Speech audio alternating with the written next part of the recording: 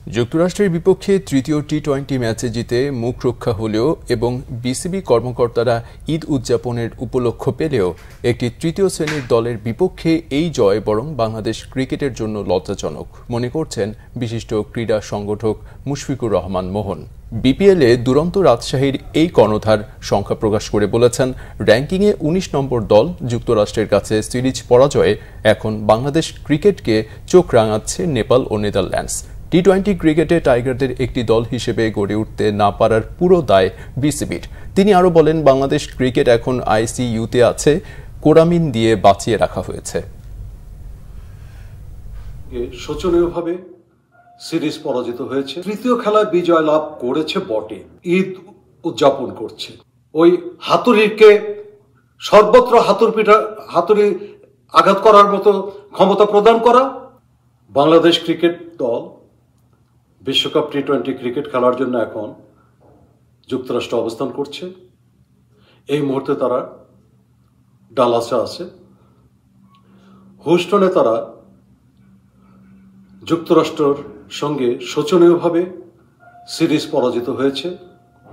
এখানে প্রসঙ্গত উল্লেখ করা প্রয়োজন যে যুক্তরাষ্ট্র কোনো অবস্থাতেই ওয়ার্ল্ড কাপ খেলার যোগ্যতা রাখে না, কিন্তু যেহেতু তারা স্বাগতিক দল, সেই স্বাগতিক দল হওয়ার সুবাদে তারা সরাসরি খেলছে এবং 20তম দলের ভিতরে তাদের র্যাঙ্কিং 19।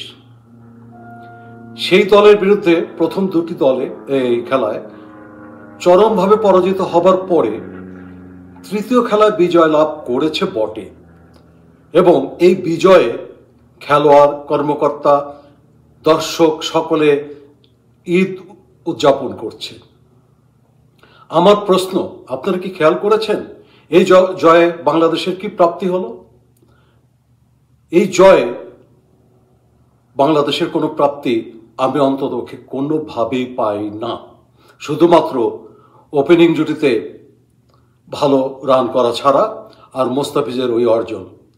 কিন্তু বেসিক্যালি আমরা যে 3 নম্বর ম্যাচটা জিতেছি, সেই ম্যাচটা যথেষ্ট অপমানজনক।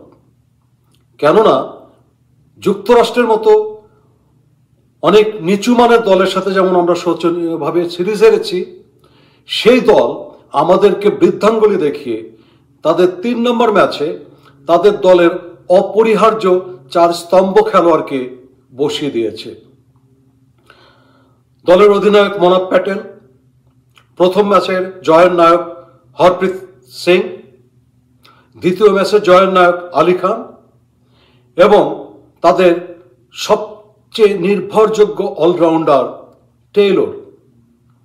এই 4 জন প্লেয়ারকে বসিয়ে রাখার পরে মূলত এটা একটা তৃতীয় সারির দল।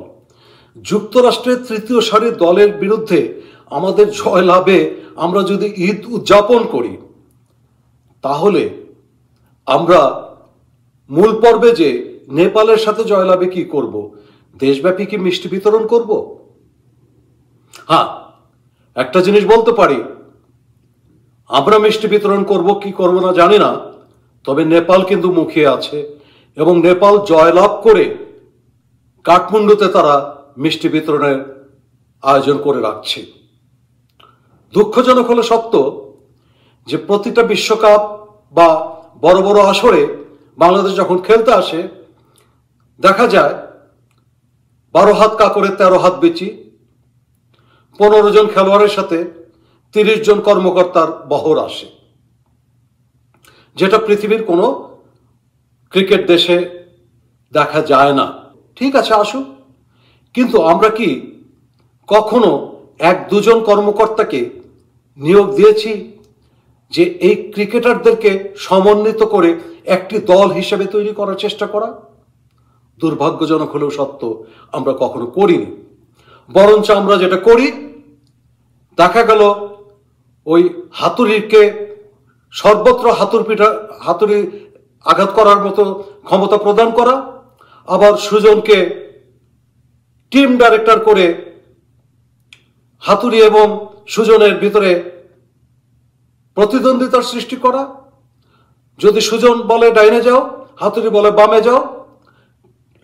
ঠিক এইভাবে প্রতিনিয়তই মানে খেলোয়াড়দের ভিতর বিভেদ বিভাজন করার জন্য নানান আয়োজন এবং নিয়োগ দেওয়া থাকে।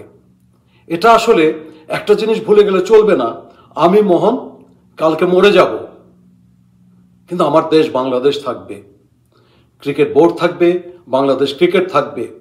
আজকে অনেক কর্মকর্তারাই নিজের স্বার্থ সিদ্ধির জন্য যারা অনেক কিছুই করছেন, কালকে আপনারা থাকবেন না, থাকবে বাংলাদেশ, থাকবে বাংলাদেশের ক্রিকেট। বাংলাদেশের ক্রিকেটকে কলঙ্কিত করার অধিকার আপনাদেরকে কেউ দেয়নি। সুতরাং আগামীকালকের ডালাসের খেলাটাকে অত্যন্ত গুরুত্ব সহকারে নিন। যদিও খেলোয়াড় পরিবর্তনের সুযোগ আপনারা হেলায় নষ্ট করলেন, কিন্তু এখনো আমার মনে হয় দু একটা জায়গায় অবশ্যই খেলোয়াড় পরিবর্তনের প্রয়োজন আছে। এবং আমরা সকলেই জানি যে ইনজুর দেখিয়ে আমরা সবসময় খেলোয়াড় পরিবর্তন করতে পারি। পাশাপাশি একটা জিনিস খুব বেশি প্রয়োজন, সেটা হচ্ছে ডালাসের মাঠে প্রথম খেলা শ্রীলঙ্কার সাথে। প্রথম খেলাটা কিন্তু খুব গুরুত্বপূর্ণ, কারণ ভাগ্যক্রমে ইনশাল্লাহ যদি আমরা শ্রীলঙ্কাকে হারাতে পারি তাহলে আমরা রিদম পেয়ে যাব, যার ফলশ্রুতিতে হয়তো নিউ ইয়র্কে সাউথ আফ্রিকাকে আমরা হারিয়ে বসতে পারি 10 তারিখের খেলায়। আর যদি প্রথম খেলা আমরা হেরে যাই, আমি আদৌ আশ্চর্য হব না যদি নেদারল্যান্ডের সাথে এবং নেপালের সাথেও আমরা হেরে যাই, তথা গ্রুপের 4টি খেলাতেই পরাজিত হই। একটা জিনিস খেয়াল করছি, আজকের তারকারা, রথী মহারথীরা একটা সময় দিনে নিয়মিত 5-6 ঘন্টা অনুশীলন করত, কিন্তু আজকাল তাদের অনুশীলনের প্রয়োজন পড়ে না। তারা হয়তো ভালো খেলার ট্যাবলেট পেয়েছেন, ট্যাবলেট খেয়ে তারা খেলার চেষ্টা করেন, কিন্তু ট্যাবলেট খেয়ে নেশাগ্রস্ত হওয়া যায়, ভালো খেলা সম্ভব না। ভালো খেলতে হলে কঠোর অনুশীলন করতে হবে এবং সঠিক কোচের পরামর্শ মেনে নিতে হবে।